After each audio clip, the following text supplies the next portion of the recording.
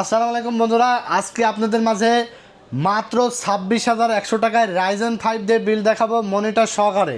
এখানে রাইজেন 5 3400 জি প্রসেসর থাকবে, 3 বছর ওয়ারেন্টি সহকারে।